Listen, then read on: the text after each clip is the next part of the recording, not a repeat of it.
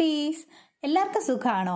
എനിക്ക് സുഖമാണ് കേട്ടോ. പക്ഷെ നമ്മുടെ മഴയും കാര്യങ്ങളൊക്കെ എങ്ങനെ പോകുന്നുണ്ട്? ഭയങ്കര മഴയാണ് കേട്ടോ ഈ തിരുവനന്തപുരത്ത്. പക്ഷെ വാർത്തയിൽ കാണുന്നത് ബാക്കിയുള്ള സ്ഥലത്തല്ലേ ഇതിനേക്കാളും മഴയാണെന്നാണ്. അപ്പോൾ എനിക്ക് മനസ്സിലാവും എൻ്റെ ഭീകരത എത്രത്തോളം ആണെന്ന്. എൻ്റെ വ്യൂവേഴ്സും സബ്സ്ക്രൈബേഴ്സും എല്ലാവരും സേഫ് ആണെന്ന് ഞാൻ വിശ്വസിക്കുന്നു. അങ്ങനെ കേൾക്കാനാണ് എനിക്ക് ആഗ്രഹവും. ആരും പുറത്തൊന്നും ഇറങ്ങി നടക്കരുത്. എസ്പെഷ്യലി ഈ വെള്ളം കെട്ടി നിൽക്കുന്ന വെള്ളത്തിലൊന്നും ഇറങ്ങരുത്. കാരണം ഈ ലൈൻ കമ്പി പോലുള്ളത് പൊട്ടിക്കിടക്കുന്നത് ഭയങ്കര ഡേഞ്ചറസ് ആണ്. എൻ്റെ ചാനൽ കൂടുതൽ കാണുന്നതും കുട്ടികളാണെന്ന് എനിക്കറിയാം. അതുകൊണ്ടാണ് കേട്ടോ ഇത്തരം സേഫ്റ്റി പ്രിക്കോഷൻസ് ഒക്കെ ഞാൻ പറയുന്നത്. കെട്ടിക്കിടക്കുന്ന വെള്ളത്തിലൊന്നും അല്ലെങ്കിലും ഇറങ്ങരുത്. കാരണം ഇതൊക്കെ കഴിഞ്ഞ് കഴിയുമ്പോൾ ഇനി പലതരം പനികൾ ഇറങ്ങും. അത്തരം പ്രശ്നങ്ങളിലൊന്നും ചെന്ന് പെടണ്ട. കാരണം നമ്മുടെ സ്കൂൾ തുറക്കുന്ന സമയമാണ്. അത്യാവശ്യം ക്ലാസ്സും ഫ്രണ്ട്സും പിന്നെ പുതിയ ഒരുപാട് സാധനങ്ങളൊക്കെ കൊണ്ട് നമുക്ക് പോകാനുള്ളതല്ലേ. അപ്പോൾ ആ ടൈം നമുക്ക് മാക്സിമം എൻജോയ് ചെയ്യാൻ തന്നെ പറ്റണം. അപ്പോൾ എല്ലാവരും സേഫ് ആയിട്ടിരിക്കണം കേട്ടോ. ഇന്നത്തെ വിഷയം വേറൊന്നുമല്ല, കുറച്ചധികം പഴയ ബുക്കിൻ്റെ പേപ്പർ എനിക്ക് കിട്ടിയിട്ടുണ്ട്. പക്ഷെ സാധാരണ ഒറ്റവര പേപ്പറൊന്നും അല്ല കേട്ടോ, സിംഗിൾ ലൈൻ പേപ്പറൊന്നും അല്ല. 4 ലൈനും 2 ലൈനും മാത്സിൻ്റെതും അങ്ങനെ എല്ലാം മിക്സ് ആയിട്ടാണ് കിട്ടിയിട്ടുള്ളത്. അപ്പോൾ അതിന് ഞാനൊരു 2 4 ലൈൻ നോട്ട്ബുക്കും പിന്നെ ഒരു മിക്സഡ് നോട്ട്ബുക്കും ആയിട്ട് എടുത്തിട്ടുണ്ട്. മിക്സഡിനകത്ത് സിംഗിൾ ലൈനും 2 ലൈനും മാത്സും എല്ലാം കൂടെ മിക്സ് ആയിട്ടുണ്ട്. അപ്പോൾ ഇങ്ങനെയുള്ള എല്ലാം കൂടെ എടുത്ത് പേപ്പറുകൾ ഒന്നിച്ച് വെച്ച് ഒരു സെറ്റിന് ഞാൻ സ്റ്റാപ്പിൾ ചെയ്താണ് എടുത്തിട്ടുള്ളത്.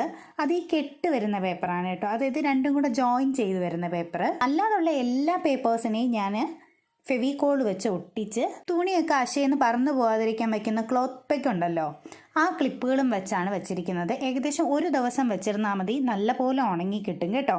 ഫെവിക്കോളാണ് തേച്ചത്. വേറെ പശകളെക്കാട്ടി ഏറ്റവും നല്ലത് ഫെവിക്കോളാണ്. പിന്നെ സാധാരണ നമ്മുടെ ബുക്ക് ബൈൻഡ് ചെയ്യുന്ന രീതി ഉണ്ടല്ലോ, ആ രീതിയിൽ തന്നെയാണ് ഞാൻ ബൈൻഡ് ചെയ്തിട്ടുള്ളതും. പക്ഷെ ബൈൻഡ് ചെയ്യുന്നതിന് വേണ്ടിയിട്ട് അകത്ത് വെച്ചിട്ടുള്ളത് ഐവറി ഷീറ്റാണ്. ഒരെണ്ണത്തിനകത്ത് മാത്രം. ഐവറി ഷീറ്റ് ഇല്ലെങ്കിലും നമുക്ക് ചെയ്യണമല്ലോ. അതുകൊണ്ട് പഴയ ഒരു ടെക്സ്റ്റ് ബുക്കിൻ്റെ ചട്ടയാണ് കേട്ടോ വെച്ചിട്ടുള്ളത്. അപ്പം നിങ്ങൾക്ക് പഴയ നോട്ട്ബുക്കിൻ്റെ തന്നെ ചട്ട എടുക്കാം, അല്ലാതെ ഐവറി ഷീറ്റ് തന്നെ വേണമെന്ന് യാതൊരു നിർബന്ധവും ഇല്ല. എനിക്കാണെങ്കിൽ ചെറിയൊരു ജലദോഷത്തിൻ്റെ കോള്, അത്യാവശ്യം ഒന്ന് പുറത്തൊക്കെ പോയി. അപ്പോൾ ഈ വണ്ടിയിൽ കയറി ഇറങ്ങുകയൊക്കെ ചെയ്ത സമയത്ത് കോട നമ്മളൊന്ന് ജസ്റ്റ് മാറ്റി പിടിച്ചപ്പോൾ തലയിൽ വീണ വെള്ളമാണ്. എനിക്ക് പിന്നെ അത്രയും മതിയുണ്ടെങ്കിലും ജലദോഷവും കാര്യങ്ങളൊക്കെ വന്നുപെടാം. പിന്നെ ഈ കളർ പേപ്പേഴ്സ്, നമ്മുടെ സാധാരണ കളർ പേപ്പർ ഉണ്ടല്ലോ, അത് 2 എണ്ണം ഒന്നിച്ച് ഒട്ടിച്ച് വെച്ചിട്ടാണ് കേട്ടോ ഈ ഒരു വീതിക്കും നീളത്തിനും ഒക്കെ കിട്ടിയത്.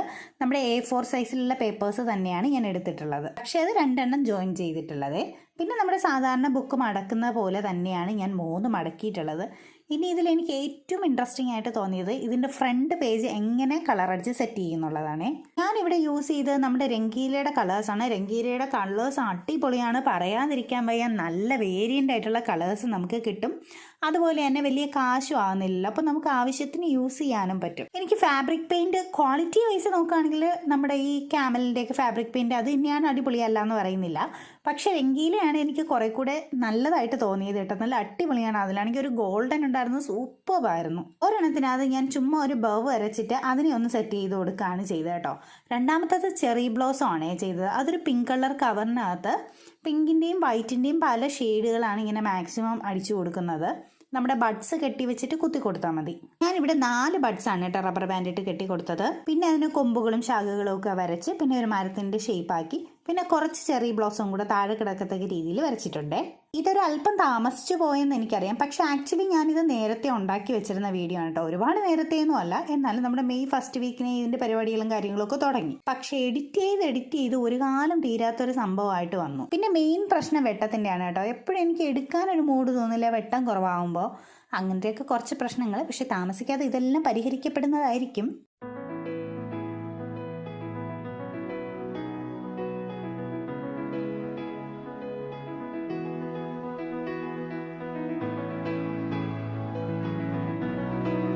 പിന്നെ ആ യെല്ലോയിലുണ്ടല്ലോ പച്ച ഗ്രിഡാണ് ഞാൻ കൊടുത്തത്. അതെനിക്ക് പേഴ്സണലി നല്ലപോലെ ഇഷ്ടപ്പെട്ടിട്ടുണ്ട്. ആദ്യം എനിക്ക് തോന്നി കൊള്ളില്ലാന്ന്, പക്ഷെ ഉണങ്ങിയൊക്കെ വന്നപ്പോൾ നല്ല ഭംഗിയുണ്ടായിരുന്നു. നിങ്ങൾക്കിതിൽ ഏത് ബുക്കാണ് ഇഷ്ടപ്പെട്ടതെന്നുള്ളത് കമൻറ്റ് ചെയ്യണേ. കമൻറ്റ് ചെയ്യാൻ വേണ്ടിയിട്ട് എല്ലാവരും ഇത് മുഴുവൻ കാണുമെന്ന് എനിക്കറിയത്തില്ല.